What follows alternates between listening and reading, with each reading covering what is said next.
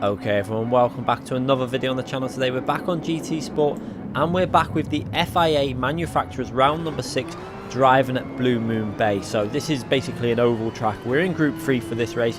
Starting from P3, managed to hit an okay qualifying lap with a bit of teamwork within qualifying, working together with a few cars. We grouped all together. It got a little bit messy at the start, but on lap 1, actually the first lap I set was actually the lap that ended up getting me P3, so didn't improve.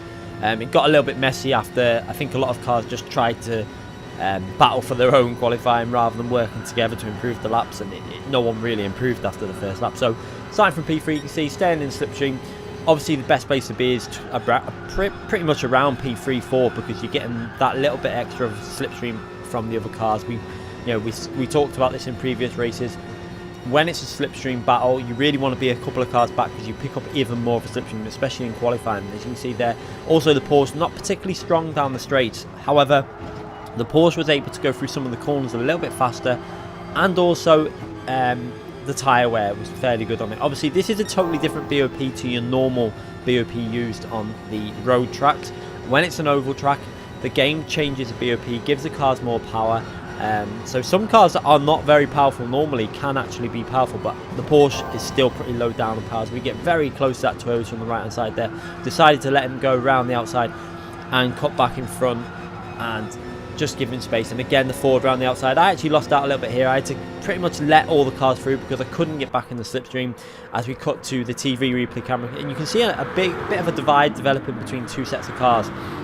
Now, at this stage of the race, it would have made sense for us to all work together and just increase our speed to try and get away from that pack behind. However, as usual on Grand Tour Sport, it's very unlikely it's going to work like that. You can see a lot of people just wanted to be battling to get at the front, which at this phase of the race, you can see I was just trying to stay out of trouble because we said it going, this was streamed live, and I was very nervous going into this race, to be fair, with regards to picking up a penalty, destroying your driver rating and obviously your SR rating, because this track is known for being a bit of a penalty chaos.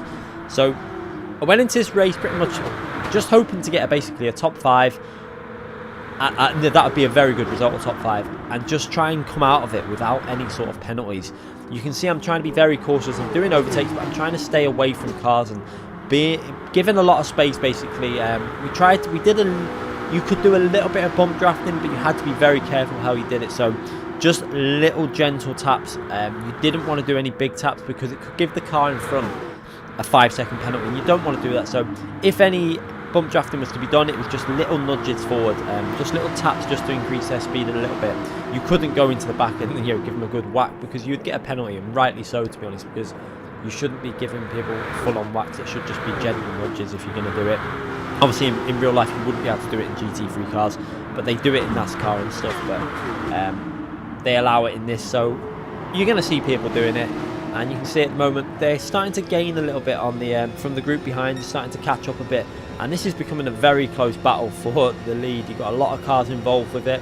There's man behind me and P6 there. We tried to work together in qualifying. We actually did quite a good job putting ourselves both P3 and 4. We tried to group together, both in Porsche, and try and stay together to try and increase our chances of being towards the front end of the grid, because obviously the Ford, a lot of other cars, very fast around this track. You've got straight line speed, the Porsche's slightly lacking, so it worked out well for us to get this far up the grid. As you can see, the two cars up front battling away into the corner, and it's such a tricky corner because I liked going low and then coming out the corner faster. As you can see there, some cars preferred going wide and trying to get better exit speeds and stuff, but I with the Porsche, I like to go really low and then really get on the power and try and take it all the way up to the wall. But oval racing isn't really my strength, but I think, if it's racing, you can kind of pick up what you have to do. And I tried to give space a lot of the time. You can see giving space to the outside. I didn't want to cut him up. Or side-on contacts are really something you want to avoid on GT Sport at the moment. Since the last update, they changed something with side contact penalties, which has really affected the racing. You basically, if you brush another car on the side, sometimes you run the risk of picking up a 5-second penalty, even if it's not your fault, even if it's just slight contact. It's a shame they've done this, but it's the way it is, so you have to be very careful when side by side with other cars. We're now getting ourselves into P2. We're on lap 7. and we're coming up to about, you know, just under a third of the way through the race as we get a massive slipstream off that Ford, go down the inside and into P1 in this race. So doing okay at the moment. P1 is not where I really want to be though, because the Porsche doesn't have the straight line speed. You're going to see on the outside now, look how much speed the Ford has over the Porsche. It's just got too much speed for the Porsche to cope with. But on the corners, the Porsche is a bit better. You can see taking that lower line, he's going to have to go higher because I'm on the inside there. Going to tuck him to that slipstream. I've managed to just get in there in time before the Audi got past me there, which was quite important because, you know, I don't want to get left on that left-hand side with no slipstream, otherwise I'll be right at the back of the field. At least at the front, you've only got pretty much one other car you're battling with. If you're in the middle, you've got cars left, cars right, car in front, car behind, and it's very risky for picking up a penalty. But so far, everything going really well. No penalties gained. I think we might have had a couple of SR drops, but that was just through slight contact. But the game seems to, you know, it's given out anything recently. For tiniest contact on another car, anything, even if it's not really affected the racing. It's the way it's going on the game at the moment. As you see, letting P1 go back through there. What I really wanted him to do was get a good exit from that corner. That's why I let him go, so I could then pick up his slipstream. However, he hit the wall, and that means that I'm back in the lead and being used for the slipstream, which isn't ideal. So I decided to stay down the left-hand side here now because I've obviously got the better speed for the corners. But is he going to be able to go around the outside on the right hand side? You can see now the cars going around the outside. I'm going to have to go very low into this corner. Obviously, you do want to come from a higher angle and drop down into the lower part midway through the corner. But Ford goes past. He's going to give me the slipstream there. I'm going to pick it up and then tuck back into the right hand side, or try to. But however, the Audi was there already, so I couldn't get back over to that right hand side. And then again, the Nissan comes through on the inside. I had to lift off slightly there, but luckily still staying in the slipstream. You can see the Ford trying to break the slipstream a bit, but not really worth doing that. You need to be well over pretty much nearly a second ahead to stop the slipstream on this track, and not really worth him doing that. But the Nissan in front now trying to push on towards the Ford in front of him, and you can see this is becoming quite a big battle. You've got about 8 cars involved with this. Look on that bottom right hand corner, you can see so many cars all grouped together as the Ford goes in the pits on an early stop now. That was a very clever move, and it's one that I really should have followed. However, it was risky because the Porsche doesn't have the speed. If I didn't pick up that Ford slipstream as I come out the pits, it would have been a big risk, and I possibly could have lost out massively. However, if I would have picked up the slipstream, it could have been a massive advantage because he's got the straight line speed to keep the speed. He would have had fresh tyres for the corners. I would have just stayed with him, and the Porsche is better on the tyres anyway, so maybe that's something I should have done. I tried to stay with the group and stay with where the slipstream was. It was a safer option, but probably not the best option for this race. But I've learned, you know, we'll learn from this, and if he comes out in the lead further on in the race, we'll be able to know next time to maybe go for that strategy. As we see, again, all the cars grouped together. You can see, even though some cars are pitted, there's still about 6 cars there, 7 cars involved with this battle. And then a little bit of a gap then between from P8. You can see they're just outside the slipstream there. This really does show the importance of being in slipstream, because when you're all grouped together, you end up boosting each other. You know, bump drafting going on. Everyone's going around faster than they should be, and you start pulling away from the cars behind. It's really hard for them cars to get back up into the group unless there's some sort of incident that slows the group down. As you can see on the replay camera, all going through the corner, very nice there. 3 wide, some people going in the pits. I was going to go then, but I noticed that only the Audi was going in. So again, I backed out of that one and stayed with the group. I was just trying to play the safe game. I didn't want to risk anything. I just wanted to get some solid points, not risk any, you know, coming out the pits with no slipstream, because if you come out the pits with no slipstream, the Porsche, you're in big trouble. As you see, we're now gaining the slipstream off the Mercedes in front of us. Again, just playing it very safe. It's something that I had to do at this track. I didn't want to risk any massive DR drops. You can have your driver rating reset on this game. If you get too many penalty issues, you can have it reset down to like 40k or even worse. So it's a good idea to just play it safely. We're going to go in the pits this lap. We're going to slow it down now. I only caught this on the replay camera as the Mercedes tries to go in the pits, but the Nissan is staying out, and he completely wipes the Nissan out. Good for us, because they're going to be having issues then on that lap. But A few other cars also pitted with myself. You can see IRT Nisman decided to go in pit. So some drivers decided to do the no stopper. So would the no stopper have worked? I'm not sure. In the Porsche, I feel like it might have worked. The Porsche's got good tyre wear, so it may have been a legitimate strategy to use. As you can see, we've come out of the pits, and the Nissan had an issue on that corner, which is completely... That was frustrating, because I could have picked up his slipstream, and then I would have been able to stay with this group ahead. But you can see now, because they've all got slipstream and I haven't, I'm just about a second behind. I'm going to find it really hard to stay with them now, because the Porsche lacks that straight line speed. So we're going to need someone to help us. Luckily, we've got IRT Nisman just over a second, or just around about a second behind us.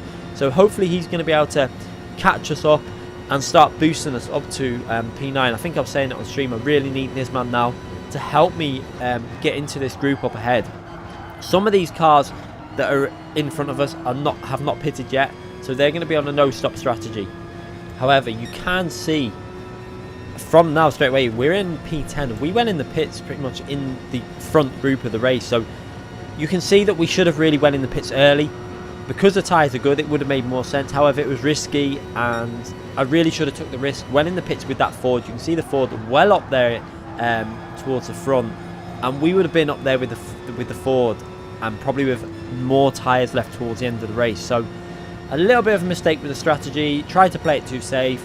And now we're going to have to work our way back up to try and get into the front group. It's going to be really hard to get a good result out of this race from here. You can see slowly dropping back because we haven't got the slipstream. And kind of I was kind of trying to give Nisman the slipstream so that he could then start boosting me towards them. It made more sense than trying to stay out of his slipstream and settle for P10.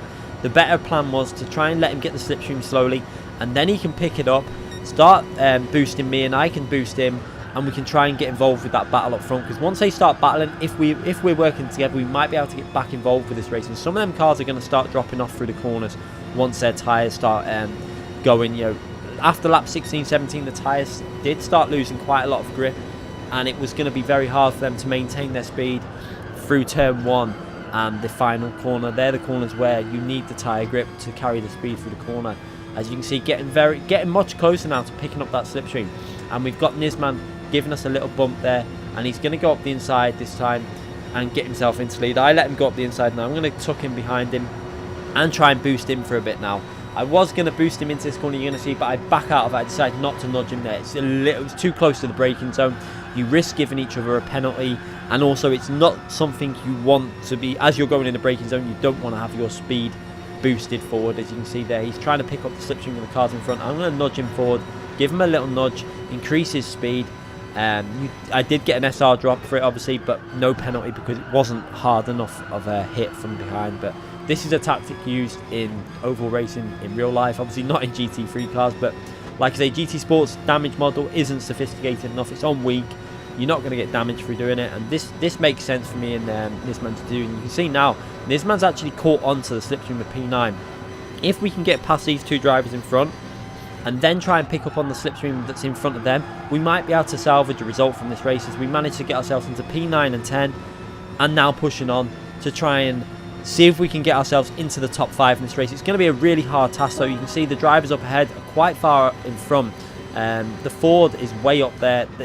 Looking at where the Ford was, it really makes me wish that I pitted when he did and just risked it. But you know, it's great knowing this after, you know, it could have gone worse for the Ford. The Ford could have ended up being behind, you know, have an incident with a slower car with, you know, tyre wear. But it's just luck of the draw sometimes. But maybe that is a way to go with the undercut, especially with the Porsche having the better tyres.